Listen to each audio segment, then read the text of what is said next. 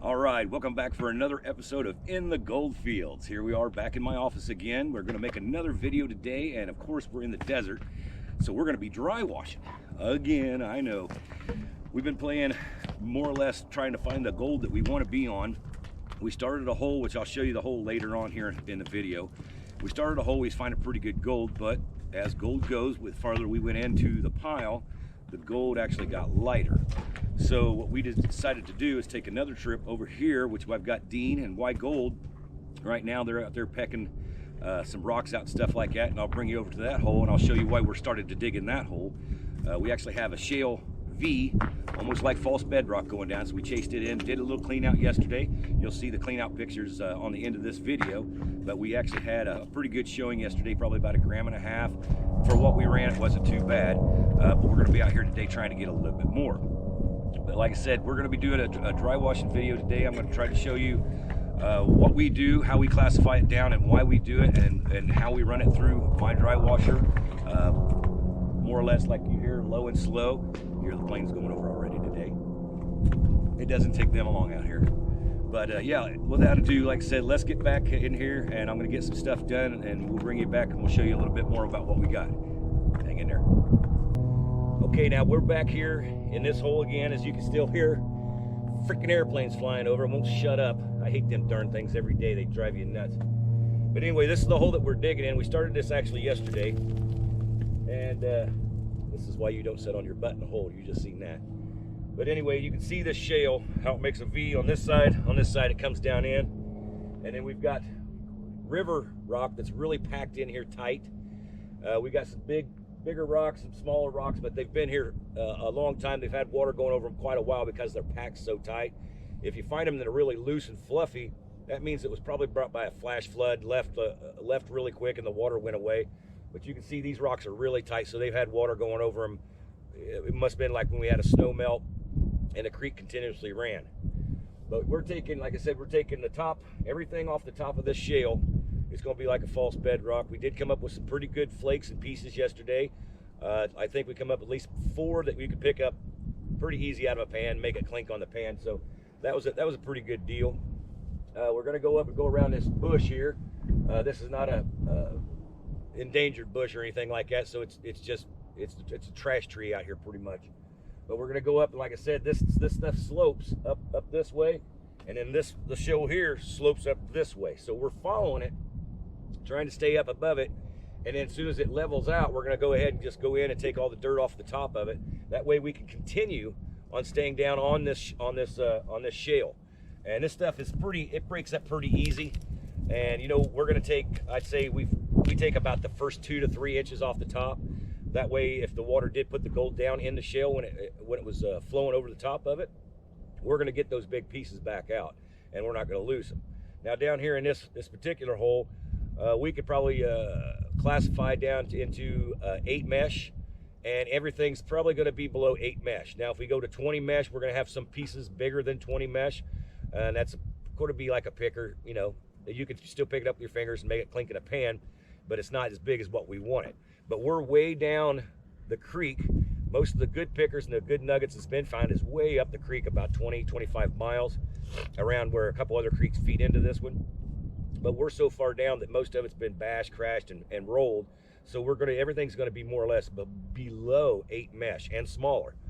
We have found some minus 50s, minus 60 flakes in there, and there's probably some micro gold in there, but we clean it up with the blue bowl, which we'll show you. Like I said, we're going to show you everything today, from what we do, how we set everything up, why we run it, and then what we do when we go back home. We actually got a new setup with the blue bowl, which I've not been a big fan of the blue bowl, but I did get the levelers and I got the pump, so it's working out. It's working a little bit different than what it did when I hooked it up to a garden hose. Let's just say we're not losing as much gold. But like I said, we're going to get back to work. And like I said, I'll bring it on later on when we got some buckets classified, show you what we're doing it and why we do it. But anyway, stick around. We'll be back in a little bit. Okay, here we are. This is our classifier. And you'll notice it's a big classifier. The reason why is because we classify anywhere from 40 to 55 buckets, which we get. You're more or less classifying down into, what gauge you think this is? 1/4 inch? Maybe a 1/4 inch, or a little bit less than a 1/4 inch, because it still goes through the dry washer pretty easy. I do have a 1/4-inch classifier on it, so it's got to be a little bit smaller than 1/4 inch. But we know from testing and doing our stuff out here that gold is not going to be any bigger than these holes. That's why we have this particular punch plate on here and not a bigger one. But anyway, go ahead, Dean, show them. We're going to classify here one.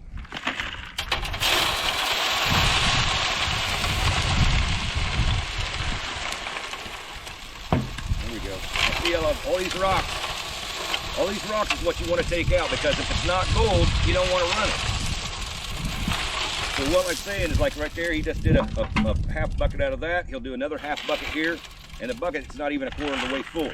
So we're going to be putting, you know, anywhere from 2 to 2.5 buckets into one bucket. So if you look at, if we run 55 buckets a day, we've actually ran about 110 in the classified set. So that means that makes us, number one, we move more dirt, and number two, we're trying to get more gold out of the dirt that we're utilizing. And number three, if there's classified down into this and we still run the dry washer nice, low and slow, we still run about, what, I think 20 buckets a tank. And at 369, if you get 20 buckets, which is actually 40 buckets ran classified, you know, on one tank of gas, it's going to cost, say a gallon is 369 now, you know, the gas is high. But anyway, using that 20 buckets for 1 gallon, it's going to be better to utilize this way than just putting it straight in through the hopper itself, because it's running bigger rocks, it's running stuff that we don't want and that we don't need. So we don't want to take extra time to run this stuff when we can run everything classified down below this massive punch plate and have a better recovery system in the dry washer. So like I said, we're going to be back in a little bit. I'll show you the dry washer, how I got it set up and how it's running. We got to still get some buckets classified, so give us a little bit of time and we'll be back.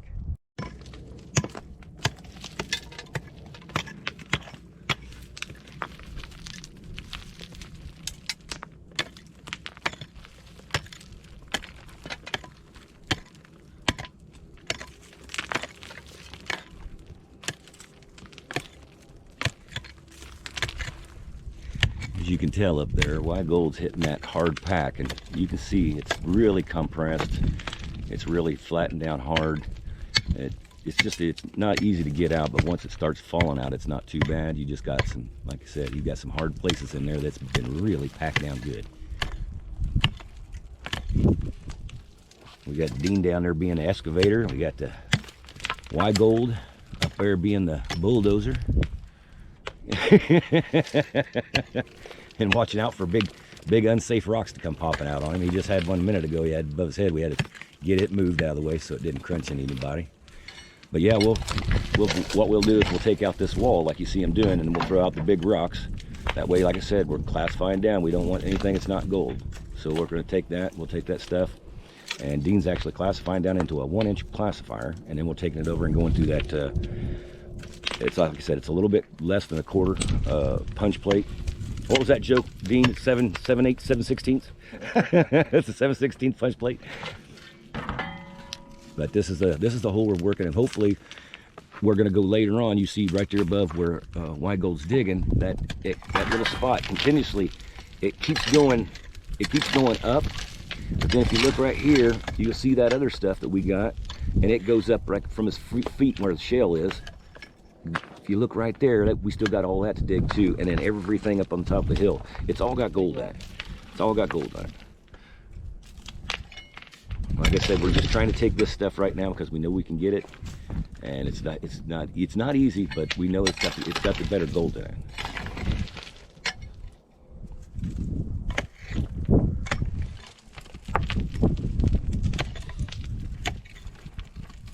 And white gold is getting ready to get him a tumbler come out of there. I can just see it.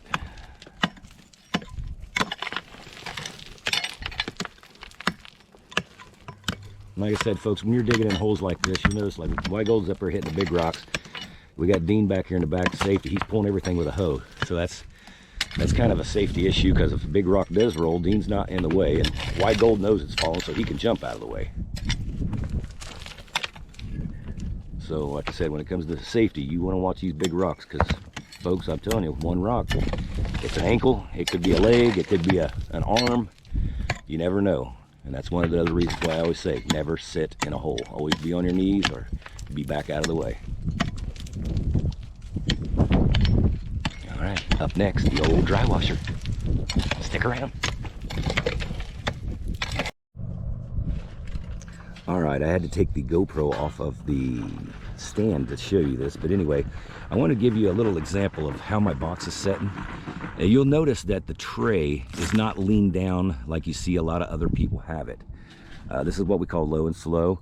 And the reason why I have that box is that way is because I wanted to give the stuff that we have in the riffle, and you'll see it here later when it's running, but this riffle is approximately about, I'd say, 4 inches wide. So if I've got it low, like more level than down, the dirt has twice as much time to fall and go into my cup than it would if I had it tilted down and it hit the air and blew it back up over it and did the same thing here. I would just be losing more of my gold. So that's why I keep that at that pitch. And a lot of people think that's too much, that's too high. It's not too high because I run it slow. What I mean I run it slow is this. You look down here in my grate. If you can see that hole down in there, that hole is just barely enough. I could just put my finger in it. So that hole is really small. Like I said, it feeds about 20 buckets per tank. So that's going to be, it's pretty much, I think it's 5 buckets per half hour is what it runs. But that guarantees us more chances, more time, and more accessibility to get the gold. Like I said, if you run it and you got that bubbling action, it looks like a waterfall almost. You know that gold's going to fall down in there, and you know that gold's going to stay there.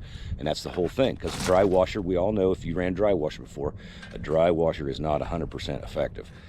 Usually dry washers, you're going to get anywhere from like 60, 65, maybe to 70% effective. Me, what I'm doing here, we've turned everything around. I've checked my tailings. I probably got it up to about 93 to 94% effective with this method. And like I said, I'll show you in a little bit running how this method looks and how it works. And it's, like I said, it's really phenomenal on the gold recovery, and it totally helps at the end of the evening when we take it back home and we clean it up. Everything's already, we classified down into 8 mesh when we leave.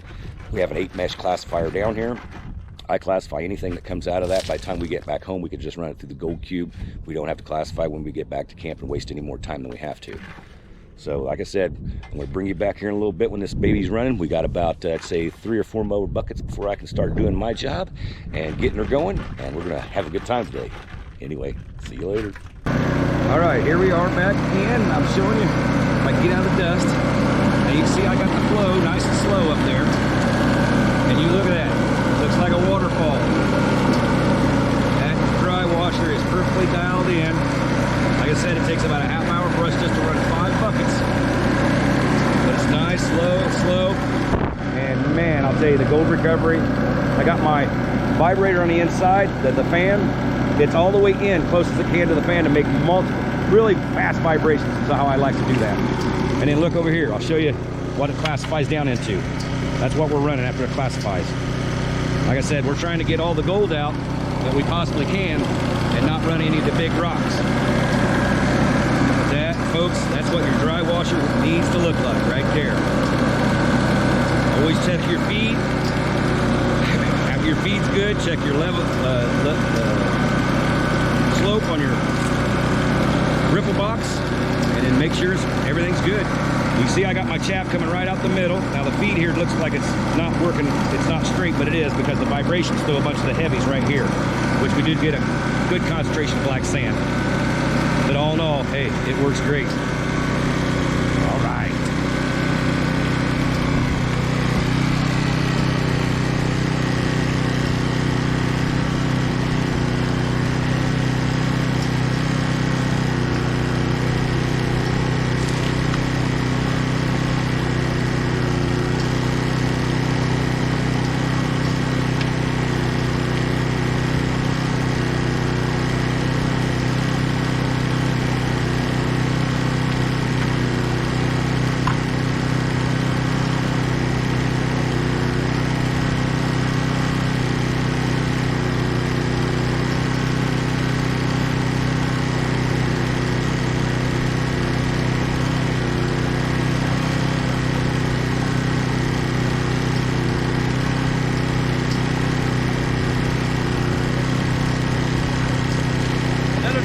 Always check when you fill your hopper, come back and check your box, because sometimes the vibration will make the legs sink in the sand.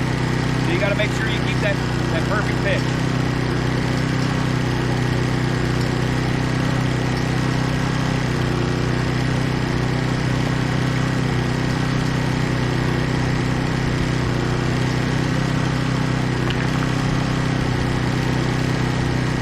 Okay, here we are back over here. This is the old hole that I was telling you about.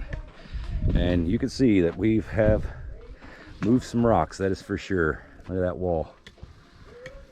And buddy, that is a big hole that we dug. There's my tarp that got blowed in the wind. But oh, hang on a second. Like I said, there's about a 3-foot drop into this hole. Here we go. Like I said, you can see we dug numerous buckets out of here. And from the looks of it, you know, you'd still swear that there was gold in it, but for some reason, like I said, we got up here and it kind of ran out. But you can see I got a lot of, there's a flash flood area right there.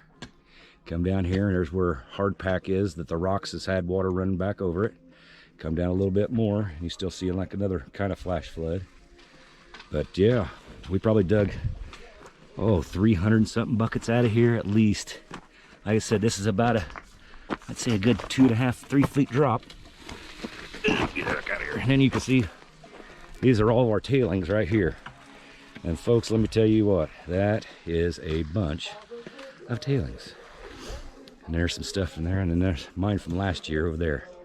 And you can see our dry washing tailings, but yeah, like I said, the gold just kind of ran out. We have all that hill right there. It's all creek channel clear up on that hill, but that hill is 20 feet high. So those rocks you see up there, folks, those are danger rocks. So we don't want to get in there too much, but I just wanted to kind of show you what we went out of. Like I said, we left a good hole, and now we're over here, back over here to our other stuff.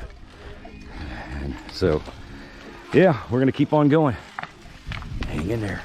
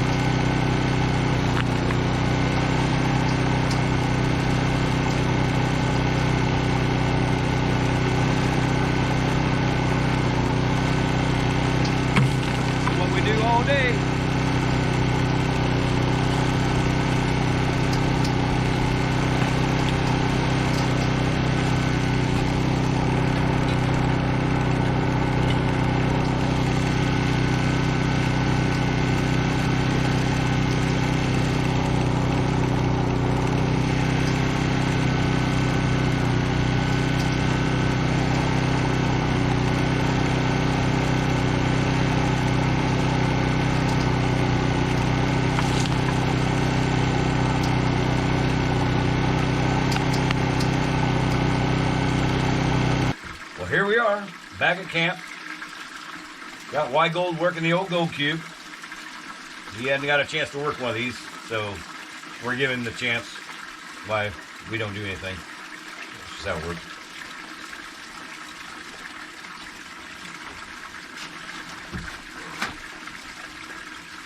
So how do you like dry washing?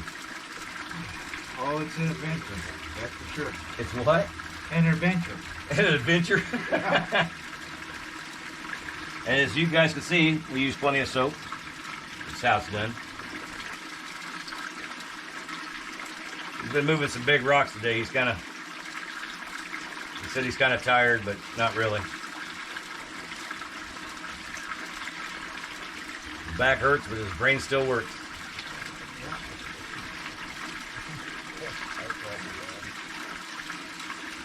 Yeah, what we're gonna do is we're gonna run this through a gold cube. We're gonna mesh it down, pan out what we can find. We're gonna run the rest on a blue bowl. I'm not gonna show you that. It takes too long for a blue bowl to work. It's just a patience game on that.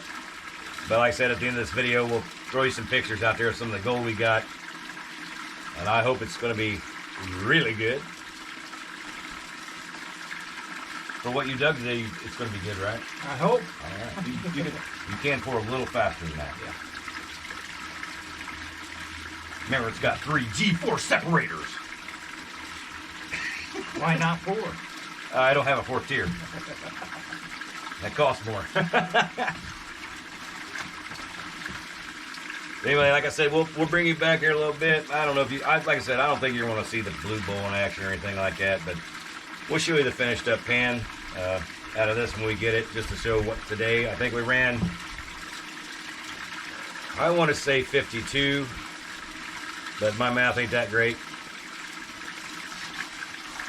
Just saying. I think it was 57, right?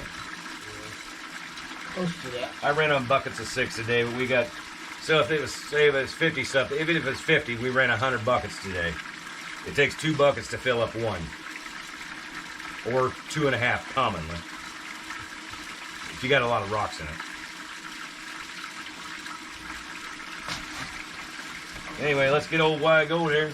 Got to keep him to work. Don't want to get him camera shy or anything. But anyway, we'll be back. Like I said, I'm going to show you some pictures. We're going to have some good time. So hang in there.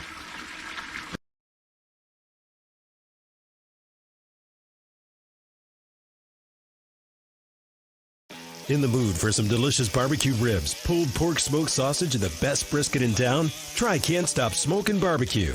2 locations, 2650 East University Drive in Mesa and 7250 West Chandler Boulevard in Chandler. Can't Stop Smokin' Barbecue is serving up everything for lunch and dinner and deliver right to your home or office. Easy, quick catering setup for any parties and budget. Let them bring great barbecue to you. Amazing menu, lots of choices, and delicious barbecue. Can't Stop Smokin' Barbecue.